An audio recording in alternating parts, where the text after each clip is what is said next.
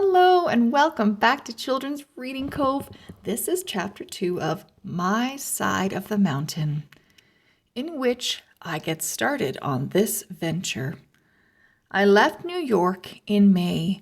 I had a penknife, a ball of cord, an axe, and $40, which I had saved from selling magazine subscriptions. I also had some flint and steel, which I had bought at a Chinese store in the city. The man in the store had showed me how to use it. He had also given me a little purse to put it in and some tinder to catch the sparks. He had told me that if I ran out of tinder, I should burn cloth and use the charred ashes. I thanked him and said, "This is the kind of thing I am not going to forget." On the train north to the Catskills, I unwrapped my flint and steel and practiced hitting them together to make sparks. On the wrapping paper, I made these notes. A hard, brisk strike is best. Remember to hold the steel in the left hand and the flint in the right, and hit the steel with the flint. The trouble is the sparks go every which way. And that was the trouble. I did not get a fire going that night, and as I mentioned, this was a scary experience. I hitched rides into the Catskill Mountains. At about 4 o'clock, a truck driver and I passed through a beautiful dark hemlock forest, and I said to him, "This is as far as I'm going." He looked all around and said, "You live here?" "Nope," I said, "but I am running away from home, and this is just the kind of forest I have always dreamed I would run to. I think I'll camp here tonight." I hopped out of the cab. "Hey, boy," the driver shouted, "are you serious?" "Sure," I said. "Well, now ain't that something? You know, when I was your age, I did the same thing. Only thing was, I was a farm boy and ran to the city, and you're a city boy running to the woods. I was scared of the city. Do you think you'll be scared of the woods?" "Heck no," I shouted loudly. As I marched into the cool, shadowy woods, I heard the driver call to me, "I'll be back in the morning if you want to ride home." He laughed. Everybody laughed at me, even Dad.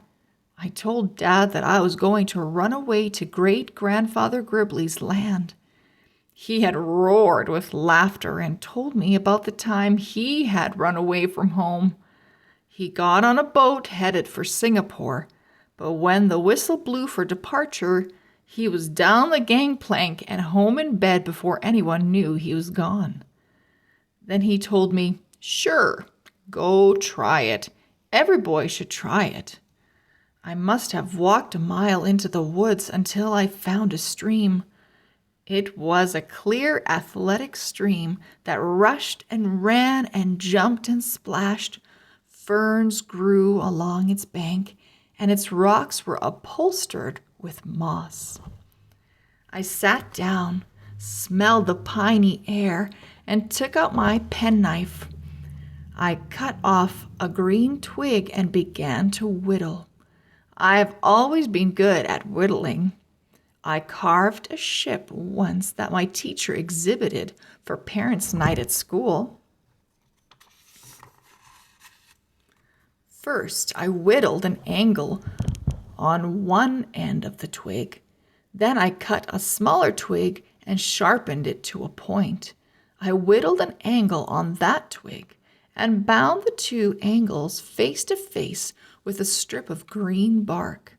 It was supposed to be a fishhook.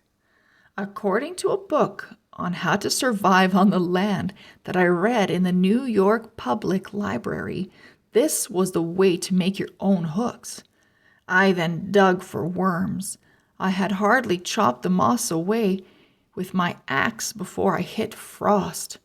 It had not occurred to me that there would be frost in the ground in May, but then I had not been on a mountain before. This did worry me because I was depending on fish to keep me alive until I got to my great-grandfather's mountain, where I was going to make traps and catch game. I looked into the stream to see what else I could eat, and as I did, my hand knocked a rotten log apart. I remembered about old logs and all the sleeping stages of insects that are in it. I chopped away until I found a cold white grub. I swiftly tied a string to my hook, put the grub on, and walked up the stream looking for a good place to fish. All the manuals I had read were very emphatic about where fish lived, and so I had memorized this. In streams, fish usually congregate in pools and deep, calm water. The heads of riffles, small rapids, the tails of a pool, eddies below rocks or logs, deep undercut banks, in the shade of overhanging bushes, all are very likely places to fish. This stream did not seem to have any calm water, and I must have walked 1,000 miles before I found a pool by a deep undercut bank in the shade of overhanging bushes. Actually, it wasn't that far. It just seemed that way because as I went looking and finding nothing, I was sure I was going to starve to death. I squatted on this bank and dropped in my line. I did so want to catch a fish. One fish would set me upon my way because I had read how much you can learn from one fish. By examining the contents of its stomach, you can find what the other fish are eating, or you can use the internal organs as bait. The grub went down to the bottom of the stream. It swirled around and hung still. Suddenly, the string came to life and rode back and forth and around in a circle. I pulled with a powerful jerk. The hook came apart, and whatever I had went circling back to its bed. Well, that almost made me cry. My bait was gone, my hook was broken, and I was getting cold, frightened, and mad. I whittled another hook, but this time I cheated and used string to wind it together instead of bark. I walked back to the log and luckily found another grub. I hurried to the pool and I flipped a trout out of the water before I knew I had a bite. The fish flopped and I threw my whole body over it. I could not bear to think of it flopping itself back into the stream. I cleaned it like I had seen the man at the fish market do, examined its stomach, and found it empty. This horrified me. What I didn't know was that an empty stomach means the fish are hungry and will eat about anything. However, I thought at the time that I was a goner. Sadly, I put some of the internal organs into on my hook, and before I could get my line to the bottom, I had another bite. I lost that one, but got the next one. I stopped when I had 5 nice little trout and looked around for a place to build a camp and make a fire. It wasn't hard to find a pretty spot along the stream. I selected a place beside a mossy rock in a circle of hemlocks. I decided to make a bed before I cooked. I cut off some boughs for a mattress.